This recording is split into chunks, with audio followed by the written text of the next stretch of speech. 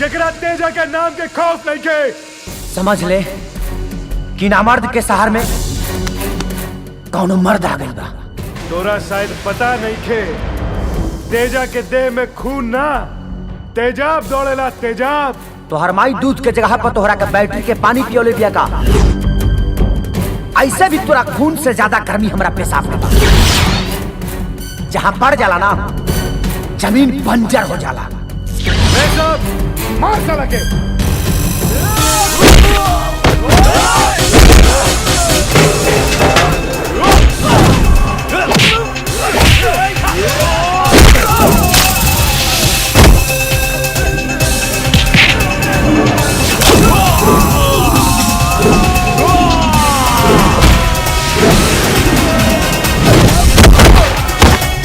हम तो नामर्द के शहर में एगो मर्द ढूंढत रहनी है।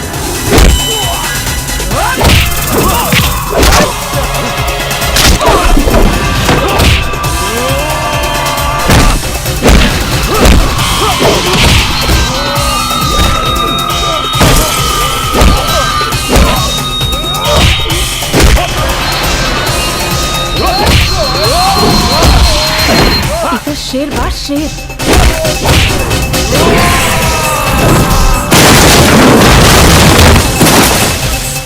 बब्बर शेर।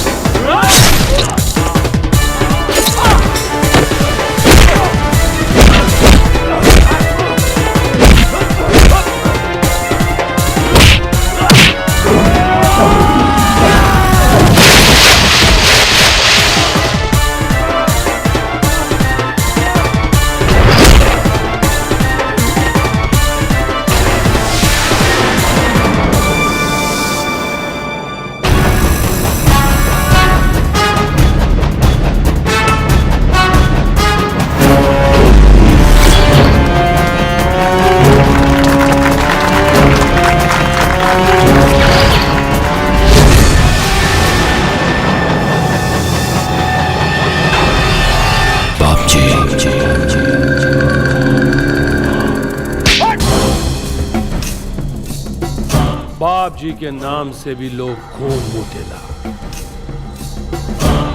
काहे? बाप जी के खौफ बा, खौफ। और ये खौफ ऐसे पैदा ना होला, पैदा करे के पड़े। और तू बाड़े की सब कुछ मिट्टी पलीत करे पे तुलल बाड़े। अरे दारू के जौना ब्रांड और शहर के जौना रांड, कौना चीज के कमी बा? बोल, कौना चीज के कमी बा? फिर काहे खातिर, काहे खातिर बीच सड़गी रात लीला, वो भी एक बाजारू लड़की के साथ। बाजारू ना रहे, ओकरा के बाजारू बनावल गई। हमरा से पहले अगर के हुई मत कैले रही जो लड़की के दशा ई ना हुई। दुनिया में अकेले तू ही बड़ा। तू अकेले कितना गुंडन के सीधा कर पाई बा? तोरा के इतनो चिंता नहीं खे कि तोर भाई एगो इज्जतदार डॉक्टर बाड़न, घर में एगो जवान बहन बाड़ी, अगर कुछ ऊंच नीच हो जाए तो? लेकिन बाबूजी वो अर्जुनवा ओकरे साथ जे भी करे के बा वो तो करवे करब। और ऐसा करब कि केहू भी बाप जी के कोनो आदमी के साथ टकरावे की जरूरत ना करी। जा जाकर पहुंचा दे इस संदेशा वो लड़का था कि कल सुबह ओकरा के बाप जी के दरबार में हाजिर होके के पड़ी। हमरा आँखी के सामने अगर कुछ भी गलत होला तो हमरा सब बर्दाश्त ना होला। अगर हमरा आँखी के सामने केहू भी गलत करी तो ओकर इहे हाल करब, इहे हाल करब।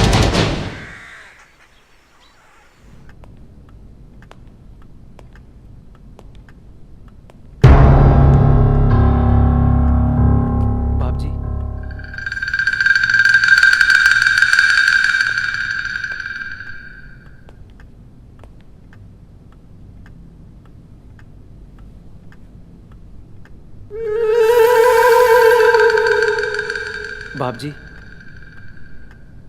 अर्जुन की तरफ से हम बहुत शर्मिंदा बानी। ओकरा तरफ से राहुल से हम माफी मांगायल बानी। अब दोबारा ओकरा से कोनो गलती ना हुई बाप जी। ओकरा के माफ कर दें बाप जी। वो बहने बहने गांव से शहर में आयल बाटे। ओकरा के आपके बारे में कुछ वो पता नहीं के। तब बतावा ओकरा के, बतावा कि के बाप जी। जी बाप जी, अर्जुन के हम जरूर बताए बाप के बारे में।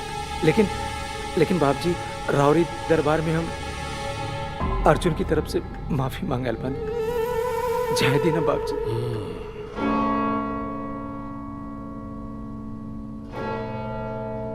घड़ी का देखत बाड़ा? हम बतावत है कि तोहार वक्त बहुत खराब चल रहल बा और घड़ी बदलने से वक्त ना बदलेला। लेकिन शायद तोहार किस्मत अच्छा हो। शायद घड़ी बदल, घड़ी बदल। का भइल?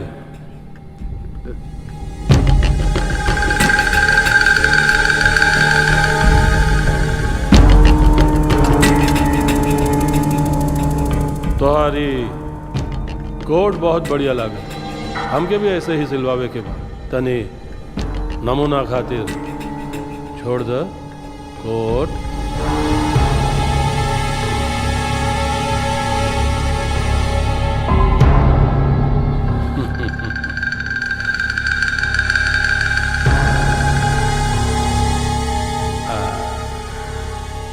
अरे वाह, शर्ट तो और बढ़िया बा। क्या तेजा? अरे का डॉक्टर साहब, का लड़की नियर शर्मा तड़ा है? अरे उतारा तनी बॉडी सॉडी दिखावा है। उतार।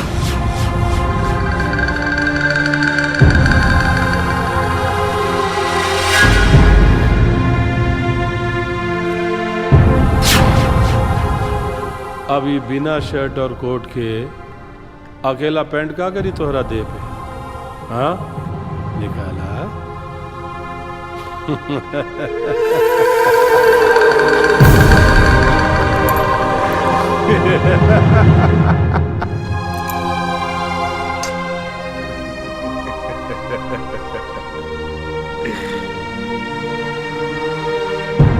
ई के उतारी है?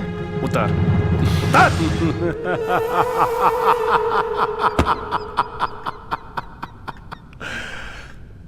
बाप जी से पंगा लेवे वाला